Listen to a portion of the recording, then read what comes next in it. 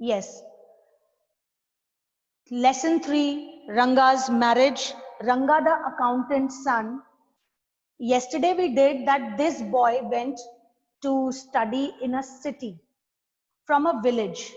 When the children, when the students, they go to the other place to study, when they come back, people are inquisitive about them. People are curious about them, whether they had changed, what are their personality traits now, what all changes in the personality they have brought. Right? Am I audible, dear children? Virtual signs may help me, Mehak, Ananya, Kevin. These responses in the beginning help us a lot in connecting with you people. Thank you. Now let's move further. When this boy came, the whole village gathered around him to see this thing. The author here is Venkatesha Iyengar. But the story moves through the mouth of narrator, right? And the narrator here is Shyama, right? And Shyama is telling us about his village. Whatever I taught yesterday, we'll just have a recap for 2 minutes about that so that you can continue the lesson. Now, he first talks about, in the first part of the lesson, he talks about that my village does not have any mention in the maps, in the renowned books, nothing. Who will come to know about my village? And when it comes to glorifying my village, I'm not the only one who talks of the praises of the village. Then he talks about the local beauties of his village. Now, what are these local beauties? The flowers surrounding the ponds, the raw mango trees, or the mango trees where the raw mangoes are being plucked and eaten and enjoyed by the villagers. So local flavors, colors of the village are being discussed. Then he comes to the character Ranganatha. When Ranga came back from the village, he was sought out by the people, and people gathered around his house like swarms of bees. Large number, huge, to see him, what are his ways now. But Ranganatha was the same. There is an episode, a small episode, an old woman. Now you take out page number 18. Page number 18 from your book. I hope you are able to understand. This was just the intro part of the chapter that we did yesterday. Now we are moving further. That paragraph number 2. Paragraph number 2, this priceless commodity, the English language. He says that during those days, English was not intermingled with Kannada words. These days, every language has been, every dialogue at home, the local way of speaking with our parents and with our, in our community has been intermingled with English words. All the languages, regional languages, children, youngsters, people, they speak, but English words are a part of that home language, mother tongue also. English words have started encroaching. So he says at that time, very few people knew about English, and they did not. But this has happened very, very disgraceful. So influence on people, I discussed yesterday, influence on people, uh, influence on people because of English.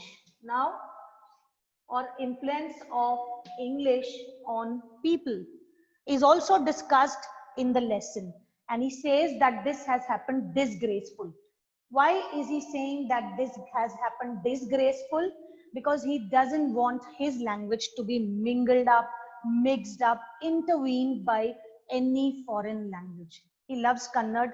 A Gujarati person will love his Gujarati apart from other languages that he speaks in a professional arena or somewhat like that.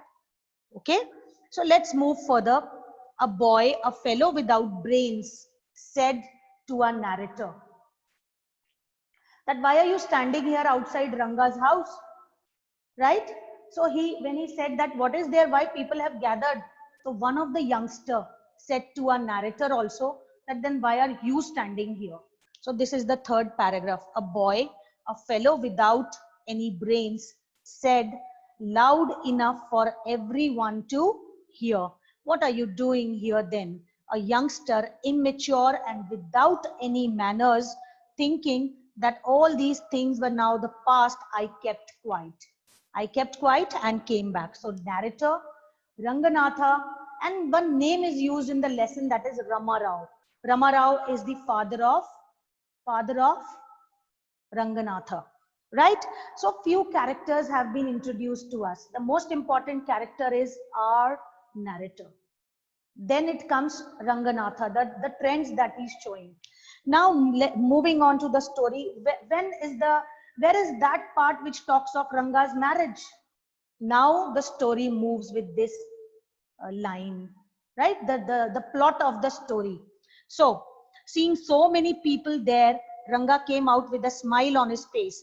Had we all gone inside, the place would have turned into what people call the black hole of Calcutta. So there were people around Ranga's house, and if they all had gone inside, the situation had been worse, right? So I hope this much is clear, dear students. Keep your videos on, beta, all of you. Good, very good, very good. I told you now that your responses keep us well connected. You can even unmute yourself and speak up also. There is no problem. That yes, ma'am, we are able to understand and recapitulate what we did yesterday. So this way, Ranga is going to get married, right? We are moving towards the plot of the story. Always when you read a title, always when you read a title and when you are reading the story, find out the link, how the story is connected, how the title is, you know, justifying the story. That thought must always go in mind. Okay. Now let's move further. An old lady checked the sacred thread that Ranga was wearing, that whether he is wearing or not. There is a sacred thread, children, in India, that the male members, they wear. You might have seen in your communities also, and people, it is known as Janevu. So the term here mentioned is the Janewara is still there. So an old lady came near Ranga and checked. I said, no, they came, they gathered all around the house to check whether he has changed or not. So the lady touched Ranga and checked that whether he is wearing that pious sacred thread or not. He was wearing. So she went away. Thank God it did not. And now after talking that it would have turned into a black hole, then the lady checked the sacred thread. Now once they realized that Ranga is still the same, they all melted away. The crowd went home. All the villagers, those who have come to Ranga's house, have gone away. How are you, Rangappa? Is everything well with you? And I continued there. The narrator says, I stood there and I was interested in talking to my Ranganatha. Now, why my Ranganatha? Because, or my, the name is used Ranga, Rangappa, Ranganatha. So nickname is Ranga. Now Ranga noticed me. He came near me and did a namaskara, reflecting his regards, respectfully saying, I am all right with your blessings. I must draw your attention to the aspect of Ranga's character. He knew when it would be to his advantage to talk to someone and rightly assessed people's worth. Now he talks that Ranga was a very modest boy who showed respect to me, and he's feeling pleased. And that's why he's writing that Ranganatha was a good boy who knew how to talk to the people and all. And as for his namaskara to me, he did not do like any present day boy, with his head up towards the sun, standing stiff like a pole without joints, jerking his body as if it was either a wand or a walking stick. He said Rangappa did not wish me with a ordinary way, right? Standing like a stick and doing namaskara. Nor did he merely fold his hands. He bent low to touch my feet. You might have seen, you might be touching feet of your elders. right? So that he did. He touched our narrator's feet, considering him as one of his elder, and I said, blessing him after exchanging a few pleasantries. Few pleasantries, children, the meaning of the word pleasantries is that we meet and we greet each other. All hellos and wishing good and having a nice day. So blessing someone with to have a nice day, all these are pleasantries when we meet. So they both have met, and after sharing the pleasantries, I left. That afternoon when I was resting, Ranga came to my house with a couple of oranges in his hand. A generous, considerate fellow. It would be a fine thing to have him marry. Now I got the idea that I'll get Ranganatha married. Now see, Ranganatha has been caught by the narrator. When he was in the afternoon lost in his own meditations, speculations, Rangappa came. And when Ranga came to him or greeted him on the second visit, paid him a second visit, he thought, he got an idea, I'll get this boy, married. Why not? I need to find the right girl.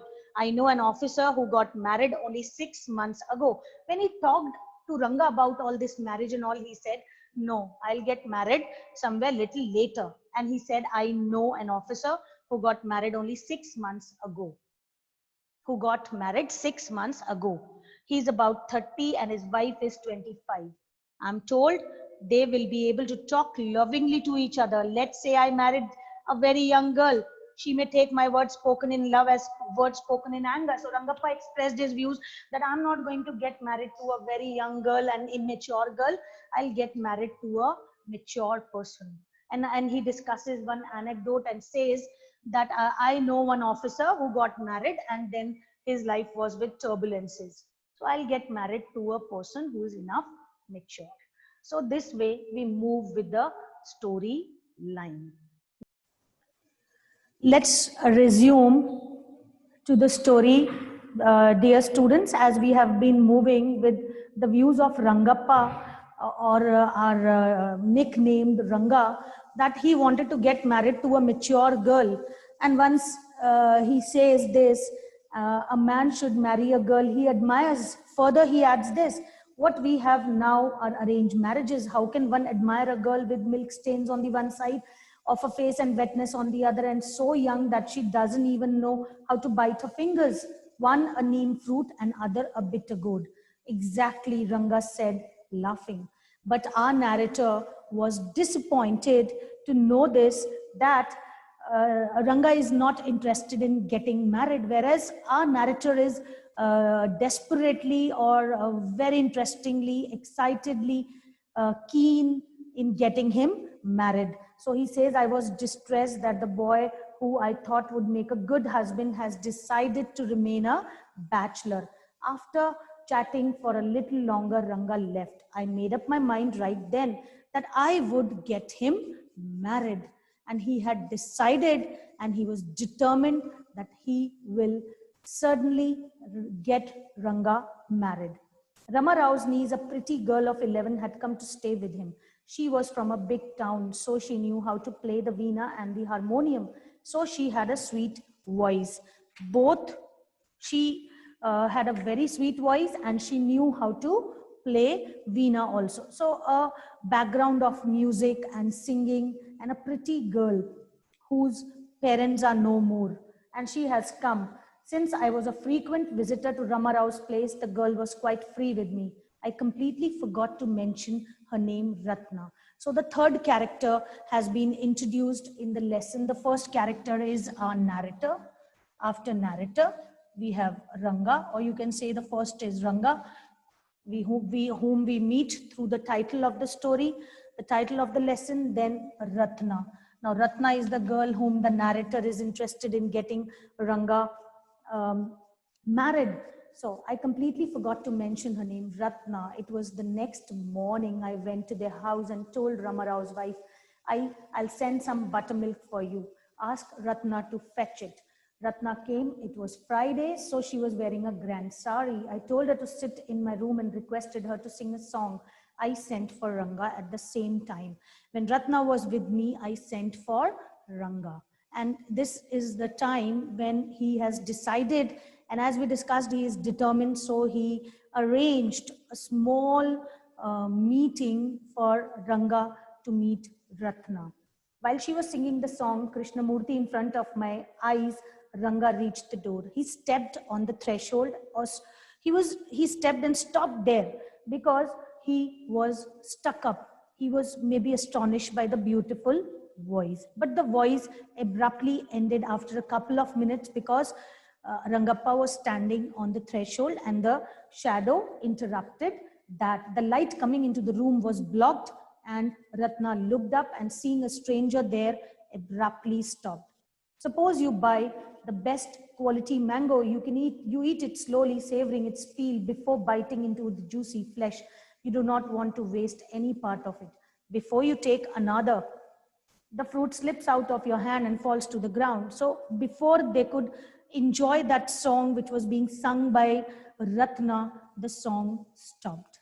And it ended abruptly, which was pouring in their minds, and they were enjoying.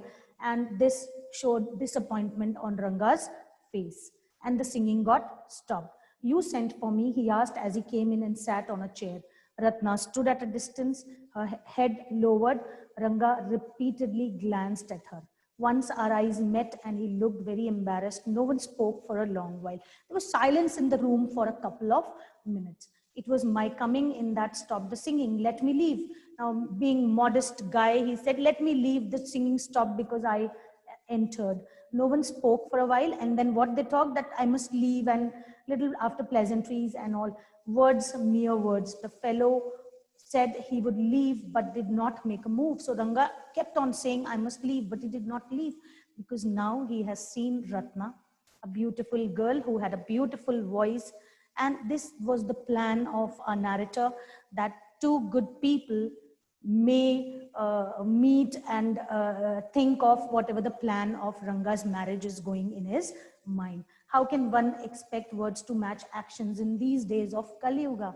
So Kali Yuga, the mythology word, the word from myths. So Kali Yuga. And Ratna ran inside, overcome by shyness. After a while, Ranga asked, who is that girl, Swami? Who is that inside? The lion wanted to know. So, dear students, till here, we have done the lesson, and we'll continue in our next class. So the Ranga has been made to meet, or the initiative has been taken by the narrator to let Ranga meet Ratna so that he can further implement his plan of getting Ranga's marriage and justifying the title, that is Ranga's marriage. I hope you have understood the story. We'll continue in the next class. Thank you.